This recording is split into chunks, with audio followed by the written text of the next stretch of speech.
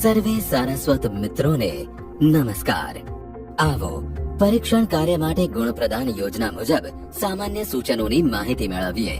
મૂલ્યાંકન શરૂ કરતા પહેલા સંયોજક, સમીક્ષક અને પરીક્ષકોએ પ્રશ્નપત્ર અને ગુણ પ્રદાન યોજના એટલે કે નમૂનાની આન્સર કીનો સંપૂર્ણ અભ્યાસ કરી ચર્ચા કરવી। ઉત્તર વહી ઉપર તારીખ, વિષય, વિષય કોડ, બાર કોડ, ખાખી સ્ટીકર, ઉત્તર વહીમાં દર્શાવ્યા મુજબ પુરવણીની સંખ્યા અને કુલ પાના ચકાસી લેવા। આન્સર કી માત્ર માર્ગદર્શક રૂપરેખા જ છે, તેથી પ્રશ્નને અનુરૂપ સાચી હકીકત સ્વીકારી પરીક્ષણ કાર્ય કરવું। જો વિદ્યાર્થીએ હેતુલક્ષી પ્રશ્નોનો સાચો ઉત્તર અલગ રીતે આપેલ હોય તો તેમને યોગ્ય ગુણ આપવા। જેમ કે બહુ વિકલ્પ વાળા પ્રશ્નો ઉત્તરમાં આન્સર કીમાં દર્શાવ્યા મુજબના જવાબ આપવાની અપેક્ષિત રીત સિવાય તે ખરા ખોટાની નિશાની કરે, અંડરલાઈન કરે, વર્તુળ કરે અથવા વિકલ્પ લખે, જવાબ લખે અથવા બંને લખે તો તેમને જવાબ આપવાનો પ્રયાસ ગણીને મૂલ્યાંકન કરવું।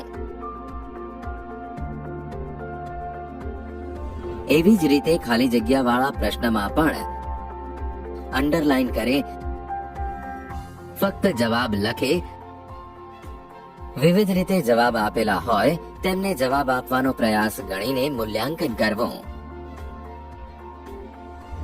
જોડકા જોડવામાં પણ વિદ્યાર્થી અલગ અલગ રીતે જવાબ આપે તો તેમને પણ ધ્યાને લઈને મૂલ્યાંકન કરવું।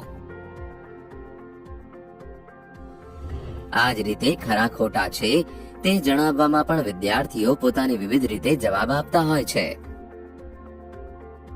ખોટા ઉત્તર માટે ખોટાની નિશાની કરી શૂન્ય ગુણ મૂકવા અને પ્રત્યેક સાચા ઉત્તર માટે ખરાની નિશાની કરી સ્પષ્ટ અને સુવાચ્ય અંગ્રેજી અંકમાં ડાબી બાજુના ઊભા હાંસિયામાં ખૂણાની નિશાની કરીને ગુણાંકન કરવું। જેમ કે લખેલ અંક મૂળ અંકથી બીજા અંક જેવો દેખાય છે, જેમ કે 2 શૂન્ય જેવો દેખાય છે, 7 9 જેવો દેખાય છે, 7 4 જેવો દેખાય છે। જે પ્રશ્નના ગુણ પૂર્ણાંકમાં ના હોય તેવા ગુણને અપૂર્ણાંકમાં ના લખતા દશાંશ સ્વરૂપમાં લખવા। ઉત્તર વહીમાં વિભાગની શરૂઆત થતા પેજ પર નિયત કરેલ ખાનામાં ગુણ દર્શાવવા। જનરલ ઓપ્શનના વિભાગમાં વિદ્યાર્થીએ માંગ્યા કરતા વધુ ઉત્તર લખ્યા હોય ત્યારે બધા જ પ્રશ્નના જવાબ ચકાસી યોગ્ય ગુણ આપવા। ત્યારબાદ મહત્તમ ગુણ ગણતરીમાં લેવા અને ન્યૂનતમ ગુણ જે ગણતરીમાં લેવાના નથી તેના પર વર્તુળ કરવું। સરવાળો કરતી વખતે ભૂલ ન થાય તેની ખાસ કાળજી લેવી। જુઓ અહીં 5 ગુણ ગણતરીમાં લેવાના રહી ગયા। જે તે વિભાગના પ્રશ્નો પૈકી કોઈ પ્રશ્નનો ઉત્તર આપેલ ના હોય તો તે પ્રશ્નના ગુણના ખાનામાં NA નોટ અટેમ્પ્ટ લખવું। તેવી જ રીતે કોઈ વિભાગનો એક પણ ઉત્તર આપેલ ન હોય તો મુખ્ય જવાબ વહીના મુખ પૃષ્ઠ પર NA એટલે કે નોટ અટેમ્પ્ટ લખવું।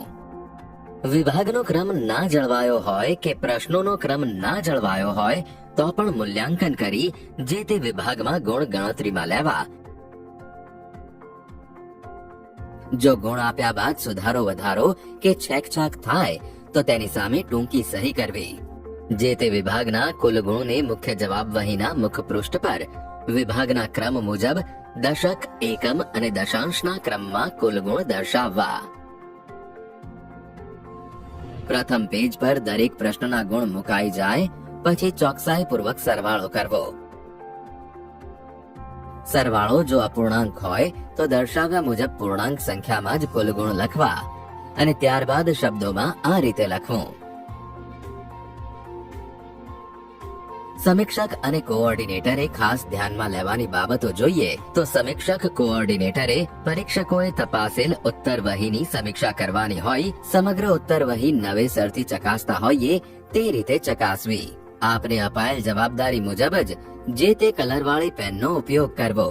જેમ કે પરીક્ષકે લાલ શાહીવાળી પેન, સમીક્ષકે કાળી અને કોઓર્ડિનેટરે લીલી શાહીવાળી પેનનો ઉપયોગ કરવાનો હોય છે, જ્યારે વેરીફાયરે પેન્સિલનો ઉપયોગ કરવો। એટલે કે સમીક્ષક અને કોઓર્ડિનેટરે કાળજી રાખીને પરીક્ષકે આપેલ ગુણની સમીક્ષા કરવી। મૂલ્યાંકન કાર્યને ક્ષતિરહિત અને સુગમ બનાવવા મૂલ્યાંકન કાર્ય માટે આપેલ સૂચનો અને પદ્ધતિઓનો અમલ કરીએ।